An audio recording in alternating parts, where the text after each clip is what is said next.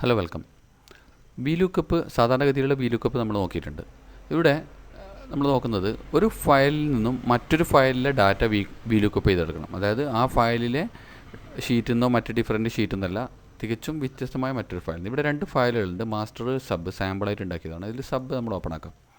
ഇവിടെ സബ് നമ്മൾ open ആക്കുമ്പം ID number ഉണ്ട് കൊടുത്തിട്ട്, ആ ID നമ്പറിന് സമാനമായിട്ടുള്ള നെയിമും സീരിയൽ നമ്പർ, എത്രാമത്തെ സീരിയൽ നമ്പറാണ് ആ പേരുള്ളതെന്നുള്ളതും കൂടെ ഇവിടെ വരുത്തിക്കണം. VLOOKUP വേണം. പക്ഷേ ഈ ഡാറ്റ ഉള്ളത് നമ്മൾക്കൊന്ന് ഓപ്പൺ ആക്കി നോക്കാം. മാസ്റ്റർ ഫയൽ ഓപ്പൺ ആക്കി നോക്കാം. മാസ്റ്റർ ഫയലിൽ ഡാറ്റ ഉണ്ട്, ഇവിടെ ഉണ്ട്. അപ്പോൾ എംപ്ലോയി നെയിം ഇതുണ്ട്, ഒരു സാമ്പിൾ ഡാറ്റയാണ്. അത് നമ്മൾ തൽക്കാലം ഓപ്പൺ തന്നെ വെച്ച് ഓപ്പണിൽ മിനിമൈസ് ചെയ്ത് വെച്ചിരിക്കുന്നു. ഇനി സബിലേക്ക് തന്നെ പോവാം. ഇതിന് നമ്മൾ ഇക്വേഷൻ നമ്മൾ പഠിച്ചു വെക്കേണ്ട ആവശ്യമൊന്നുമില്ല. ഒരു വിസാർഡ് സ്റ്റൈലിൽ തന്നെ നമ്മൾ ഇതിന് മുമ്പ് കണ്ട വീഡിയോയിൽ ചെയ്യുമ്പോൾ തന്നെ ചെയ്യുകയാണെങ്കിൽ എളുപ്പമാണ്. ക്ലിക്ക് ചെയ്യുക, ലുക്കപ്പ് എടുക്കുക, VLOOKUP. അതല്ലെങ്കിൽ ആണെങ്കിൽ VLOOKUP ജസ്റ്റ് VL എന്ന് ടൈപ്പ് ചെയ്ത് കഴിഞ്ഞാൽ വരും. എൻ്റർ അടിക്കുക. നമുക്കറിയാം ഏതാണ് സെർച്ച് ചെയ്യേണ്ട വാല്യൂ. ഇതാണ് സെർച്ച് ചെയ്യേണ്ട വാല്യൂ. ഇനി ടേബിൾ ആരെ എവിടെയാണ് സെർച്ച് ചെയ്യേണ്ടത് അത് ക്ലിക്ക് ചെയ്തിട്ട് ആ ഫയൽ ഓപ്പൺ ആക്കുക, മാസ്റ്റർ ഫയൽ. എന്നിട്ട് നമ്മൾ ആ റേഞ്ച് അവിടെ പ്രൊവൈഡ് ചെയ്ത് കൊടുക്കുന്നു. ഇവിടെ പ്രൊവൈഡ് ചെയ്യുമ്പോൾ $സൈൻ വേണ്ടതില്ല, കോൺസ്റ്റൻ്റ് ആക്കേണ്ടതില്ല. ഓട്ടോമാറ്റിക്കലി കോൺസ്റ്റൻ്റ് ആയിട്ട് തന്നെ വരും. ഇവിടെ നമുക്ക് നോക്കാം ഈ ഇക്വേഷൻ master.xlx, അതായത് ആ ഫയൽ നെയിം നമുക്ക് പിന്നീട് നോക്കാം.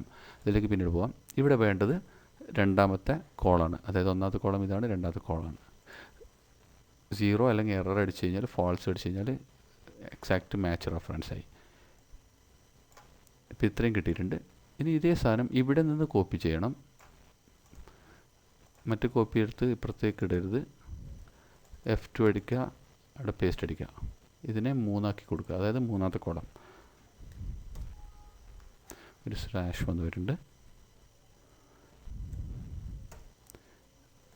ഇപ്പോൾ നമുക്കറിയാം ഇത് എത്രാമത്തെ ഡാറ്റയിൽ നിന്ന് മൂന്നാമത്തെ ലൈൻ, ആറാമത്തെ ലൈൻ, ഏഴാമത്തെ ലൈൻ.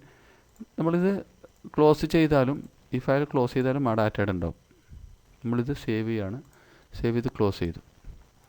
ഇപ്പം എക്സൽ ക്ലോസ് ചെയ്തു. ഇനി സബ് ഫയൽ ഓപ്പൺ ആക്കി കഴിഞ്ഞാലും ആ ഡാറ്റയുടെ ഉണ്ടാവും. ഇക്വേഷൻ നമുക്കിവിടെ ഒന്നും കൂടെ നോക്കാം.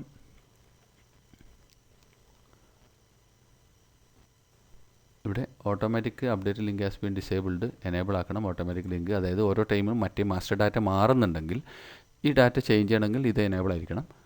അതല്ലെങ്കിൽ പ്രശ്നമില്ല. ഇവിടെ നോക്കാം VLOOKUP ഏതാണ്, D9 ആണ് നോക്കുന്നത്. പിന്നീട് നോക്കാം, അതായത് ഫയൽ ഓപ്പൺ ആക്കാതെ തന്നെ നമുക്ക് ഡാറ്റ അറിയുമെങ്കിൽ നമ്മളിങ്ങനെ ഇക്വേഷൻ അടിച്ചു കൊടുക്കാം.